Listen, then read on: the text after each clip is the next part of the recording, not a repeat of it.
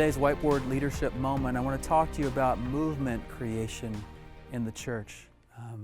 The fact is that every church itself is a movement. It's a movement of people moving forward in God's purposes. And it's real important for leaders to understand how do we maintain momentum? How do we get people moving in the beginning, create the inertia to move forward?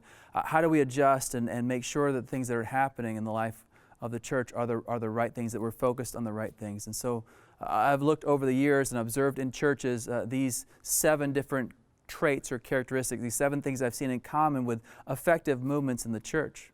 Also, if you look at the book of Nehemiah or the life of Jesus, you'll see many of these things are very, very clear in their lives and their ministries as well. Let's just walk through them. The first is this, that at the beginning of before the large movement began, there was always a grassroots effort. There were a few people that were ahead of the curve, a few people that saw things before anyone else saw them and experienced them before anyone else experienced them. It's so important for leadership to be that small group that sees those things and is a part of those things. And a lot of times that doesn't happen in the life of the church. We went to a seminar or we heard a speaker, we just decided to go ahead and do it and tell the whole crowd, this is what I think we should do. But if you look at Scripture and you look at the health of the church, there's almost always a grassroots movement who's ahead.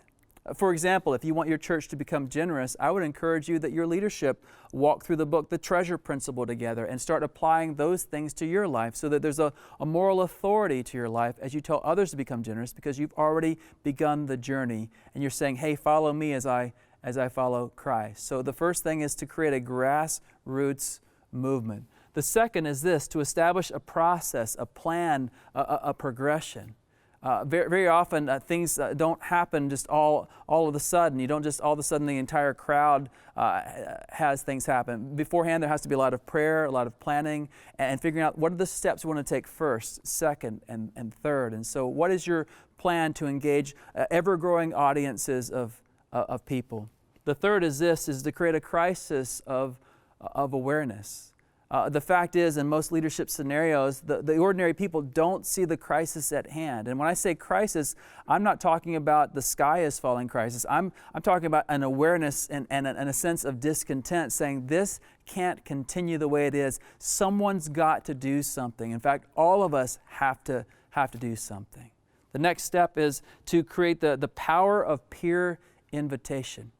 It's so much easier to convince a crowd when there's already people in the crowd who are already on the journey. What we did at our church was we tried to create a tiered communication plan. For example, we were going to do a building campaign as a church, and so we went to our board, and just the leadership team and the board talked about it, prayed about it, figured out how we were going to get involved in this building campaign, and then we went to the staff team. And we told the staff team about it, had them pray about it, think about it, and then told them, listen, in a few weeks we're going to have a meeting, and we want you to invite your 2 top volunteers to that meeting. And so at that meeting, we had about 100 people at the meeting, and we talked to them about our desire to have the building campaign start and why. We created the crisis of awareness with them, and we asked them to be involved and said, listen, we want you to be ahead of the game. We're telling you because you're the ones who we're building the ministry on your backs. We're building the ministry on your giftedness, and we need you to be ahead of the game and be a part of the leadership. And we said, listen, in fact, we want you to take the time, and all of you can now invite 5 more people to come.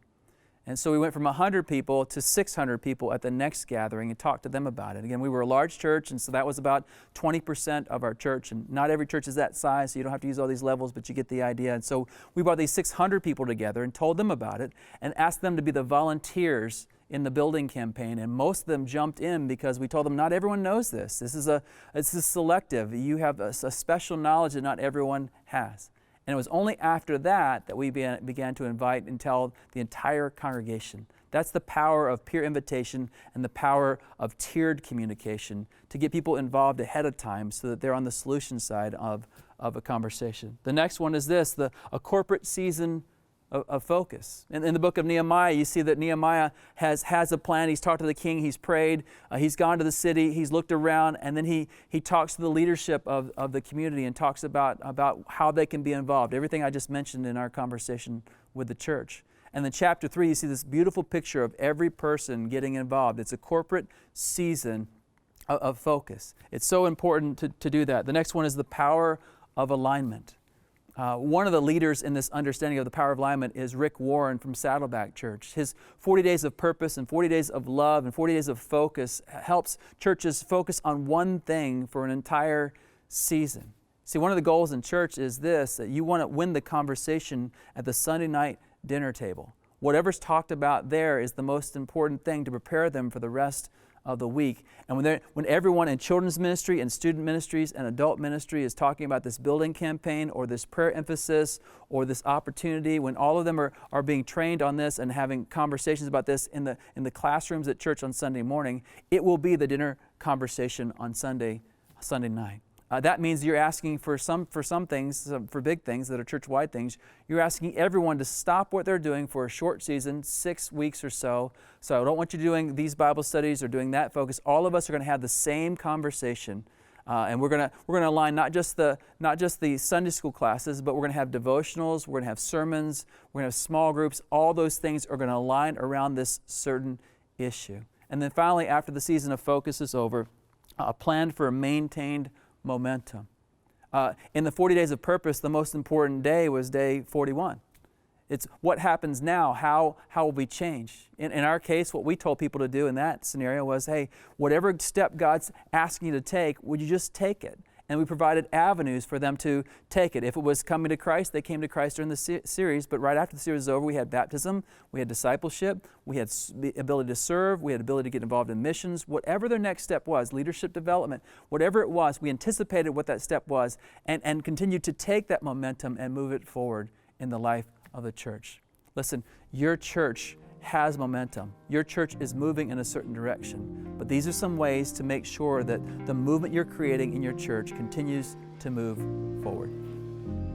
This has been a Converge Whiteboard Leadership Moment. To learn more about Converge or to join us, check out converge.org.